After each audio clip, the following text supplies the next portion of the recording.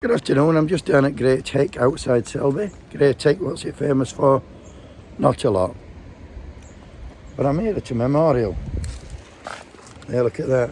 In loving memory of the 10 men who lost their lives in the Great Take tragedy on February 28, 2001. Great Take tragedy, what was that? What, a train crash. What happened? 6:13 in the morning, 6:13 a.m. There were the Newcastle King's Cross train were heading that way to King's Cross. King's Cross, and they were going at 88 mile an hour.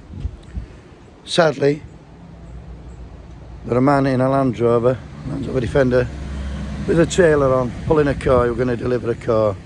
He allegedly fell asleep at a wheel. This he denied later on in court, but either way, he finished up down Embankment, about half a mile up there. The Newcastle King's Cross train ploughed straight into it, couldn't avoid it. He'd obviously got out and run up banking, trying to phone for help. And the Newcastle King's Cross train, like I say, were travelling 88 mile an hour, that were derailed, but managed to stay upright and travel for a further 600 odd yards off the tracks, but still on it, still upright. Ploughed into Immingham to Ferrybridge train, freight train carrying loads of coal, obviously Ferrybridge power station. And that was travelling at 44 mile an hour, so on impact it was 142 mile an hour head on. As a result of that, 10 people died. Both train drivers, 2 men who were on Newcastle train crew, and another 6 passengers.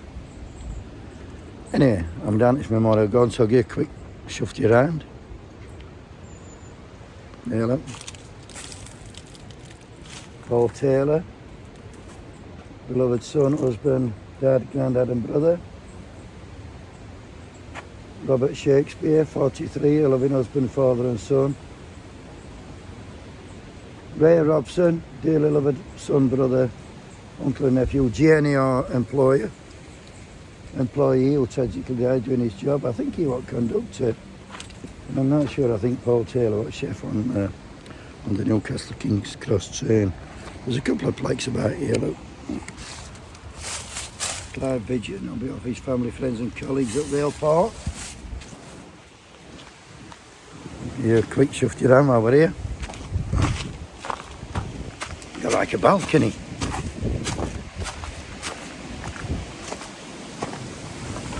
Right.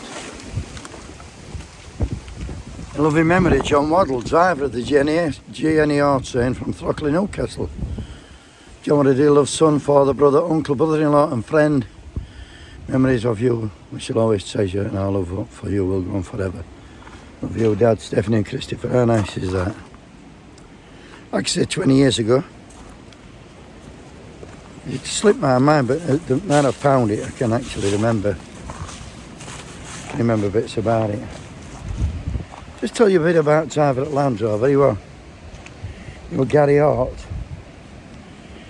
And according to form, he'd been up all night chatting to a woman on the internet or on his computer. And he was delivering a car, which was a Renault Savannah. I know it's not, doesn't really matter, but I don't know where delivering it, but up back at Land Rover and trailer. We're delivering that when he allegedly fell asleep. He denied this, and he got charged with 10 counts of death by dangerous driving. He said he went to sleep. They couldn't prove he was asleep. But the test, he said brakes failed on Land Rover. So what happened? Obviously they took forensics, got Land Rover, took it down, had it tested, no wrong with it. So he'd obviously lied. Didn't turn up to it. Anyway, on 13th of 12th, 2001, Gary was sent to, he was in court and he got found guilty, sentenced to 5 years in jail. And he served, I think he served 3, he come out in July 2004. Live happily ever after. I don't think he cost his insurers 22 million quid, insurance company paid out. And not a lot of money really if you lost a loved one.